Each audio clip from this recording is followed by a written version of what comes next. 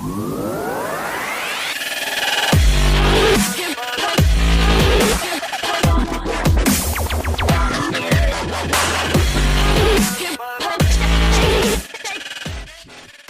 early 2009, when GM and Ford were stumbling toward uncertainty and the Detroit Auto Show had all the glitz of an insurance convention, no one could have imagined that the Motor City would ever again produce cars like the GT350 and the Grand Sport.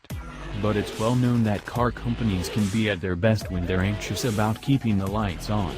Both of these cars came from a hunger to prove that world-class virtue can be more than marketing talking points. And so, 8 years after the doom and gloom, we have these two unimaginably good V8 machines and a $64,000 question. Believing that there'd only be space for one of these cars on the list, our staff was divided, with the GT350's backers on one side and the Grand Sports on the other. In the final summation, each car had the votes to last year. The Corvette missed the 10 best cut after the C7's 2-year run. Perhaps the intoxicating influence of the 650 horsepower Z06 would have helped the Corvette gain enough votes for another year, yet by then GM had raised the price above our $80,000 cap. Enter the Grand Sport, which mates the regular Corvette powertrain to the chassis of the mighty Z06 while avoiding a major price increase.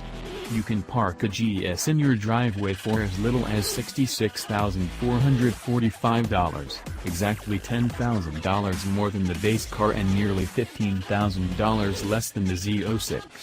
Clinch its spot, but the Rift helped us arrive at a deeper understanding of both. The GT350 also found its spot on our 10 best roster because it is a transcendent machine that looks like a Mustang. Senior technical editor and GT350 advocate Casey Colwell summed it up: there are arguments for both, but the GT350 is by far the most complete car.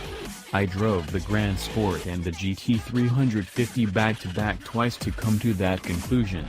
The Ford is more desirable, more practical, and cheaper. It's okay with enough of us that the engine isn't easy listening. You don't want a car like that to make the equivalent of elevator music anyway. As unnecessary as it is wonderful, this engine transforms the Mustang into something esoteric. If all this means that we have two V8 cars with similar emissions and pricing, so be it. We are living in halcyon days for performance cars, and our votes reflect that. After all, the big V8 deserves its own place next to jazz and the television sitcom as a uniquely American art form.